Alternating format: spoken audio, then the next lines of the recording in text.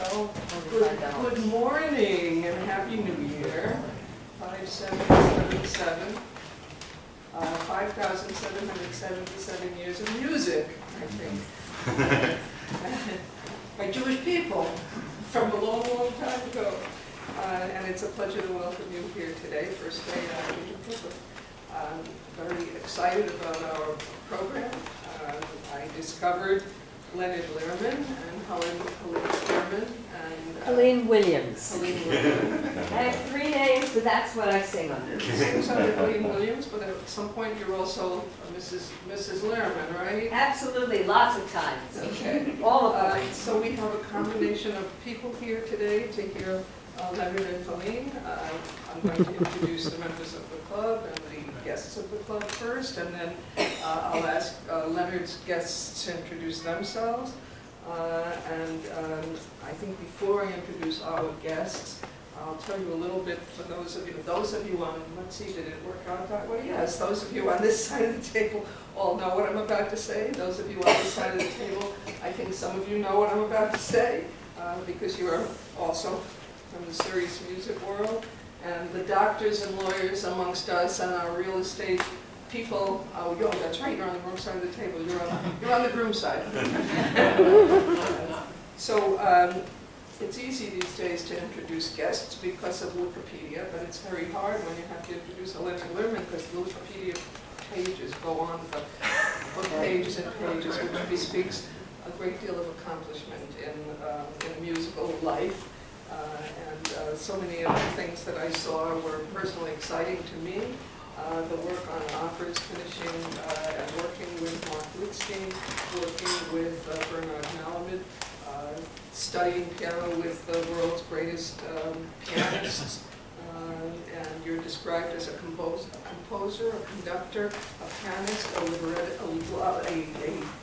a cabaretist, and we're going to hear multiple of those talents here today. The program will be about an hour, and then we'll have lunch together. I know most of us are going to be here to have lunch together. I think you were born in Queens, was it? No. Oh, no, Kansas. No, wait a minute. Yes. Just a minute. Kansas. Well, I knew it was a cup. Okay. And somehow you made your way to New York. Leonard Bernstein's names are here, Virgil Thompson, and today we're going to hear a lot about your new opera, The Triangle Fire. And Helene, you are an opera singer, you are a coach, you are, I actually didn't take yours from Wikipedia, I took yours from your wedding announcement, which is a very beautiful wedding announcement. Speech coach and singer, music director and composer is Dr. Leonard Lehrman, to be married today. And that was 2002, I believe. Am I right about Yes, that one? that's right. Oh, that one I got right. The bride coaches people seeking to lose their accents privately. So I'm about to be able to speak the way I want to speak. Like Scarlett O'Hara used to speak before she spoke in Gone with the Wind. Helene and Leonard live in Valley Street. Helene is a soprano. We're going to hear her today. And has had a rich career. You, I believe, went to Harvard among your other activities. Got that one right. And I actually found Leonard's name because I was reading a book by Arlene Heyman. Arlene Heyman, a very interesting book. I think the women in the room will particularly enjoy it. Scary Old Sex is the name of the book. And it's really a very touching book if you're not too young. If you're too young, I think it's very frightening. It's very scary. But somehow, in reading the book, I went looking for the people she was dedicating things to, and I always read those like blurbs and notes because you find out so much about a person if you see who's being thanked and so on. Somehow, I came upon Leonard Lehrman's name, and I started to look him up as a result of reading Arlene's book, and that's how we found each other. I'd like my Lotus Club guests to introduce themselves first. I'd like to start with my mentors, Mel and Norman. This music committee was their committee. Everybody knew that the music committee was Mel and Norman's committee, and they brought us the most extraordinary daytimes and evenings and intellectual and musical performances that informed us and expanded us so much. And when the term limits, which is so democratic, happened, I lucked in, and they recommended me, and I told them that only if they helped me and mentored me, which they've been so wonderful to do. Let's start with you, Norman. Please introduce yourself. Well, my name is Norman Horowitz. I'm one half of Steckler Horowitz and have been a dual piano team since we were 19 years of age. Traveled the world under the management of Columbia artists and ran a school for the performing arts for almost 40 years on Long Island. I don't know if you're aware of that. Steckler Horowitz School of the Arts. And transitioned here into New York in 2002. Actually, in 1999 we moved here. The office moved back here, and we created the New York International Piano Competition, which is now worldwide. And it's one of the most prominent competitions, really, that speaks of very unique things. We commissioned an American composer for each of the competitions, and the last one was Lehrman. And then before that we had Ariana Frank, Gabriella Lena Frank, yeah, and Avner Dorman, and et cetera, et cetera, et cetera. But if I tell too much, Mel won't have anything to say. No, you covered it well. No. I'll just say ditto, and I just think that being in the field for so many decades, we've seen the great changes in the music field. What we had doesn't exist anymore in the way of venues. When we started, there were 3,000 venues. From today, there are 300 left. So I think it's a great feeling to help all these tremendously gifted young pianists from all over the world, mostly from Asia, I would say. But they need all the help they can get. We're just delighted to do it. And Norman and Mel have a wonderful, Norman wrote a wonderful book about the life of Steckler Horowitz, and I recommend it to all of you. Wilma? I'm Wilma Bolton Siegel, MD, and I'm a fan of Harriet's, and I'm a fan of Norman and Melvin. And so now I've been a member for about 3 years now, and my history is I'm an oncologist, retired. I was a pioneer in hospice, and I took care of some of the first AIDS patients in hospice. And then I became the artist I am today, and it's always about healing art is what I do. Thank you. Yes.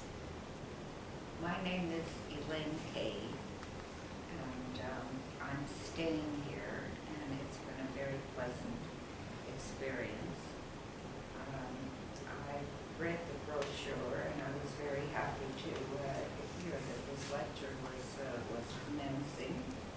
I knew Leonard Bernstein personally, and met him many years ago in Israel and Zubin Mehta and that whole crowd. And so I'm here to hear what you have to say. Thank you. What your wife has to say. Bruce? I'm Bruce Rubino. I've been a member here since 2007.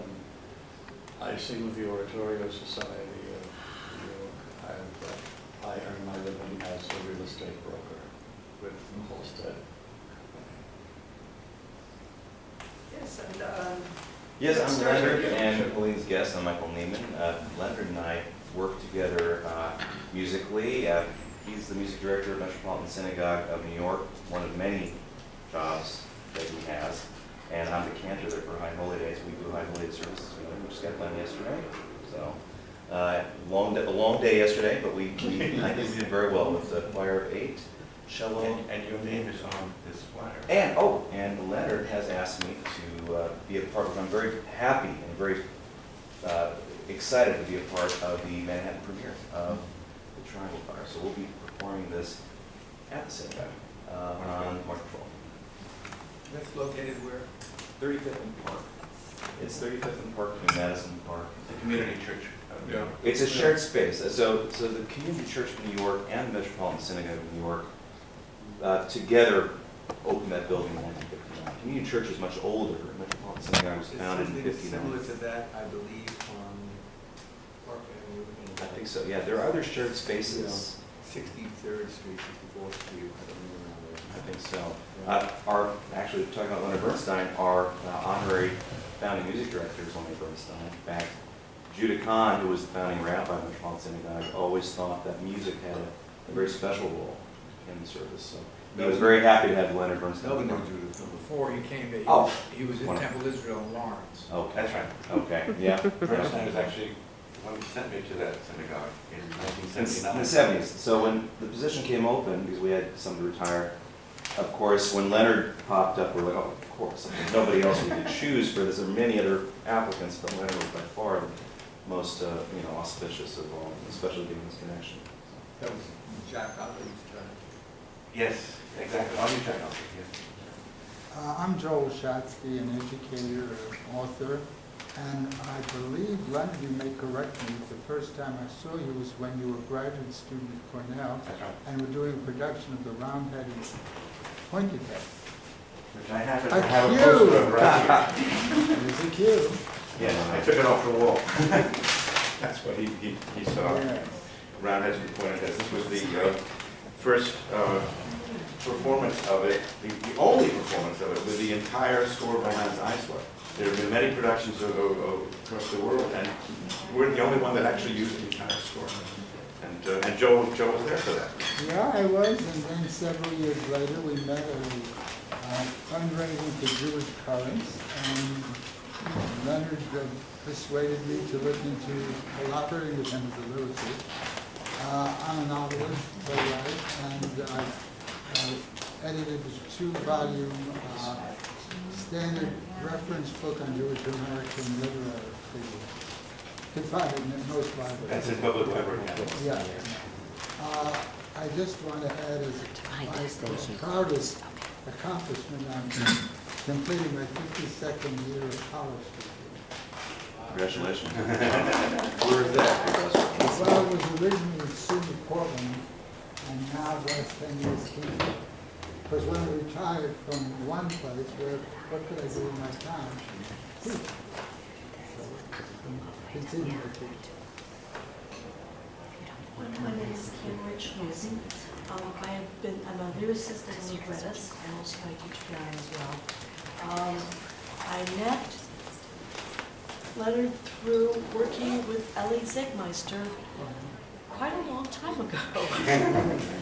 And I've been working with him a little bit, and we hope to be working more. I also have worked with, I worked with Ellie Zegmeister, I worked with Greg Smith. We did some children's authors together. I'm currently also working with the Finnish composer. We have a premiere coming up. In Finland. Yeah, in Finland. It isn't Twastjörn. His name is not Twastjörn. No, Heikki Savanto. He's a jazz composer. So, Lee and Janet Bennett are here. Lee is an expert on the triangle part. Well, the story is that Leonard was performing in Rosslyn Library, and my aunt was there, and he mentioned that he was doing a triangle fire opera. And she said, oh, my nephew did a book about the triangle fire because it was her mother and my grandmother's first cousin died in the fire. Here's the book. And there's the book. And there's the HBO video, documentary, in which Lee plays a very prominent role. He's been our terrific advisor on this one. Would you like to hold those up again here? Hold on. You see? Okay. Okay. So she told me about Leonard, and he was performing Rusalka at Queens College. I went to see it, we met, we had dinner, and we were sort of, I don't know how to describe this relationship exactly, but he calls me his chief kibitzer, so. Yeah. He's been very, very helpful to us in many, many ways. So I was going to introduce everybody, but I had them introduce themselves.